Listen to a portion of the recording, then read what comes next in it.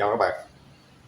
Hôm nay chúng ta sẽ đi đến một cái chuyên đề nhỏ để giúp cho các bạn ôn tập lại cái phần kiến thức cốt lõi của nó.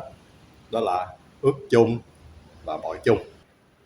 Để mở đầu chuyên đề chúng ta ôn lại một chút kiến thức nha.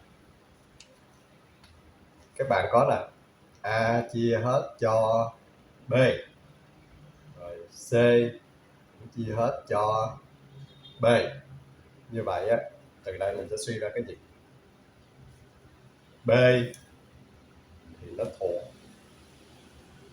ước chung của A và C. Điều kiện ở đây là B khác không nhé các bạn. Rồi chúng ta đi đến ví dụ cụ thể của nó nha.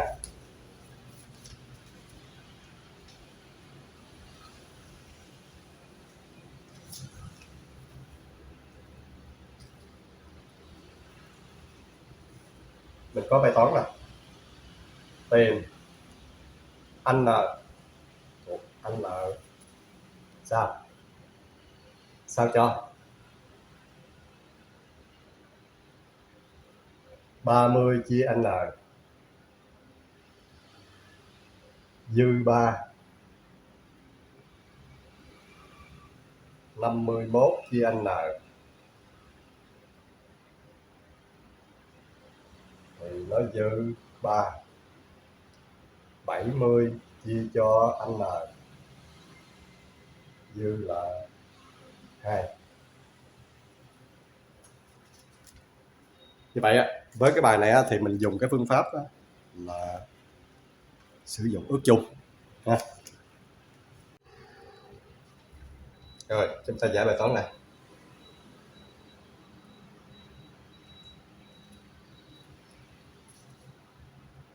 Từ đề bài ta có nè, ta có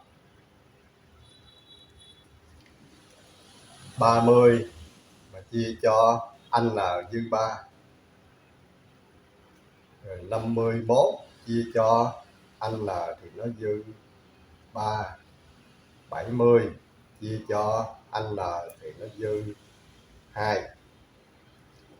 Như vậy từ đây mình sẽ suy ra 30 mình trừ đi 3 thì nó sẽ chia hết cho anh N. 51 trừ cho 3 nó sẽ chia hết cho anh N. 70 mà trừ đi 2 chia hết cho anh N. Mình suy ra tiếp 27 sẽ chia hết cho anh N. 48 chia hết cho anh N. 68 chia hết cho anh N.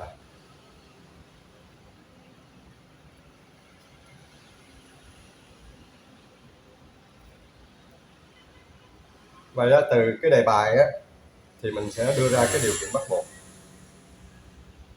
Điều kiện bắt buộc này.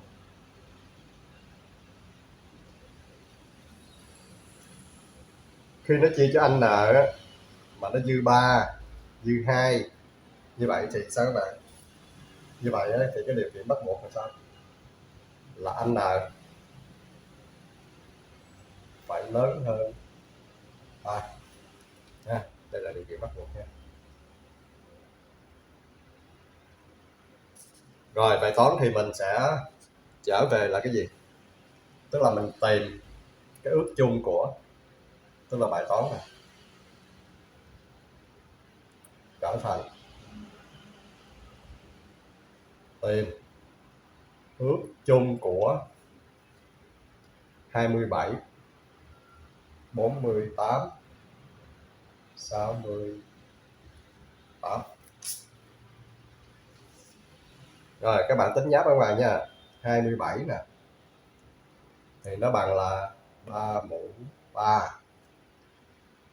48 bạn chia 2 nè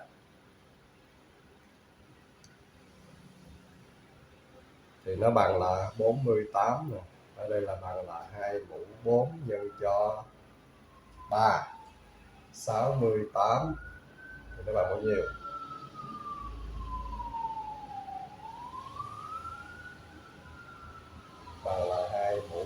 nhân cho 17.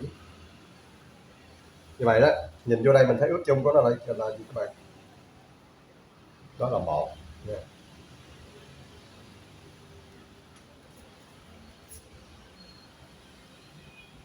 Cái phần mà tìm ước chung của hai hay là nhiều số đó, cái đó là các bạn có thể mở sách giáo khoa ra mình coi, rồi có một số bài tập mà ứng dụng của nó nhỏ nhỏ dưới đó, các bạn làm để mình quen cái cách tìm ước số đi nha.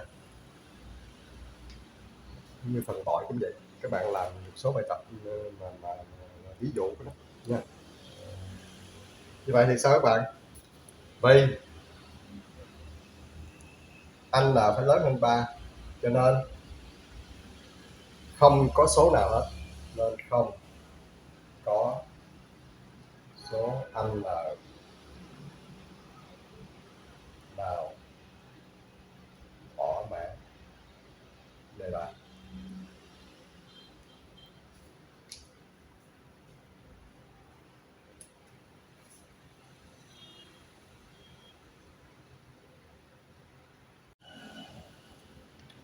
Đó là một bài toán cơ bản nhất của tìm ước chung. Bây giờ mình đi tới là bài toán cơ bản của tìm mọi chung.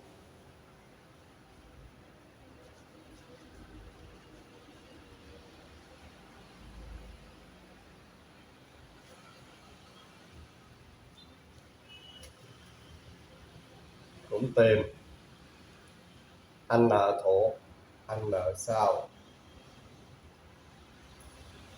và anh nợ có hai chữ số. Sao chưa?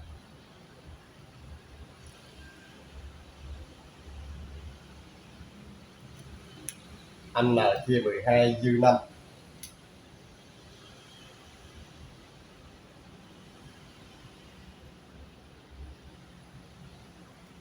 Anh n chia 18 thì dư 11. Anh n chia 24 dư 17.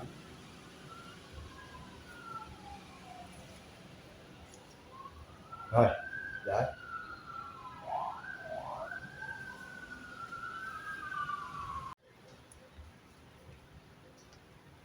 Rồi, chúng ta viết lại bài toán nha. Anh n chia cho 12 thì nó dư 5 nè. Anh n mà chia cho 18 thì nó dư 11. Anh n mà chia cho 24 thì nó dư 17. Như vậy thì từ đây mình sẽ suy ra anh n nó sẽ bằng cái gì? Nó sẽ bằng là 12A và cộng cho 5. Anh n bằng 18B cộng cho 11. Anh n nó sẽ bằng là 24C cộng cho 17 ha. Rồi, từ đây mình suy ra tiếp. Anh n cộng 7 thì nó bằng cái gì các bạn? Anh n cộng 7 nè, mình cộng 7 cho hai bên vô ha. Như vậy thì 7 cộng thêm 12, 12 A cộng cho 1 nha. Anh n cộng 7 nó sẽ bằng bao nhiêu? 18. 7 cộng vô được 7 đây 18. B cộng cho 1. Anh n cộng 7 nó sẽ bằng bao nhiêu? 24. 7 của C cộng cho 1.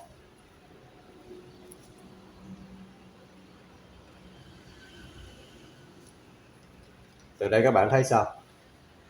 Như vậy anh n cộng 7 nè, nó chia hết cho 12, chia hết cho 18 và chia hết cho 24 nha.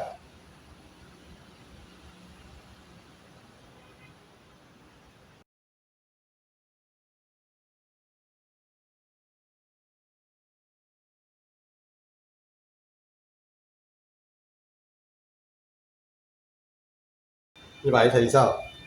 N cộng 7 nó là hội chung của 12, 18, 24.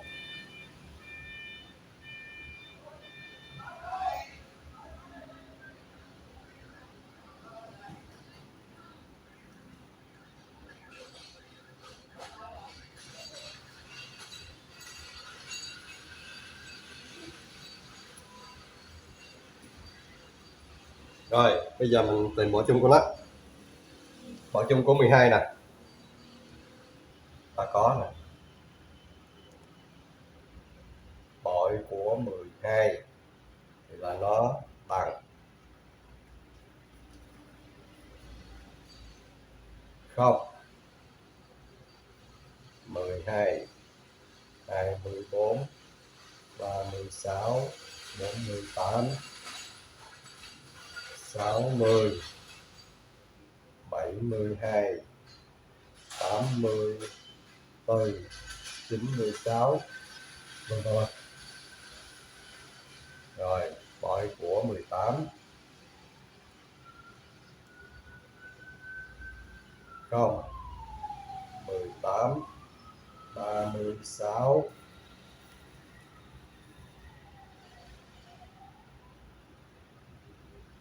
54, 72, 90, 108.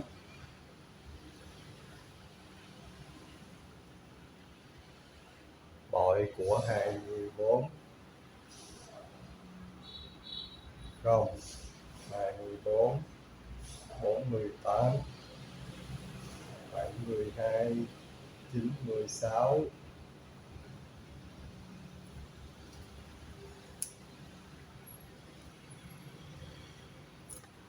Từ đây các bạn thấy sao? 0, 12, 0, 12 mình không có. 24.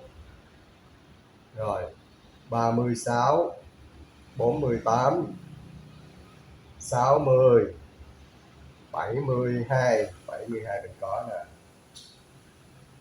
Đây, như vậy thì sao các bạn? Từ đây sao? Mình suy ra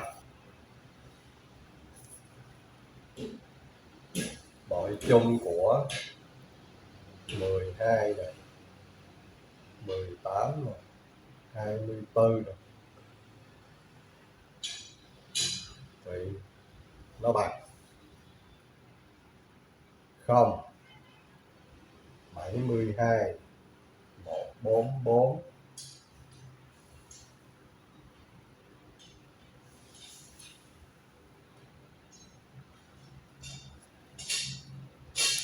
Như vậy thì sao? Từ đây mình suy ra nè, N là cộng 7 nó sẽ nhận các giá trị là gì? 72, 144, vân vân ha.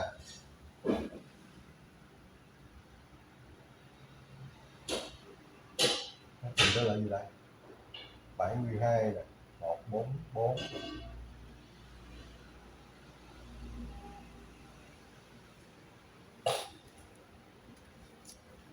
Rồi, bây giờ mình xét các trường hợp vô.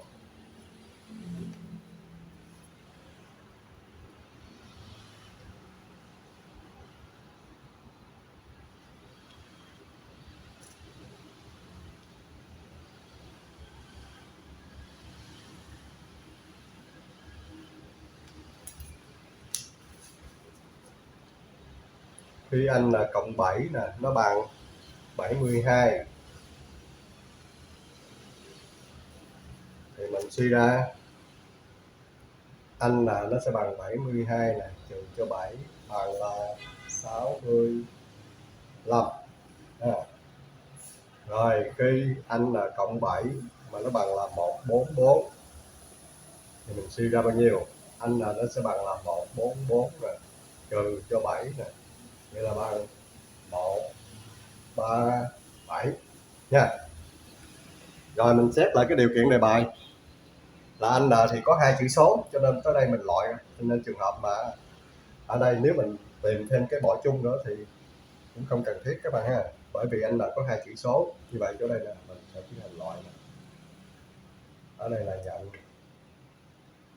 Như vậy kết luận đấy. Sao đây? N bằng 65 thì thỏa mãn đề bài.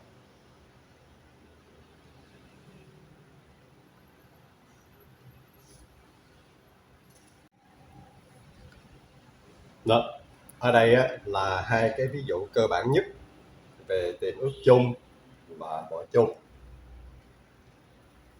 Các bạn về coi kỹ lại cái dạng toán này nha, để mình ứng dụng mình giải các bài tập phức tạp hơn. Bài học của chúng ta hôm nay đến đây kết thúc. Chào các bạn.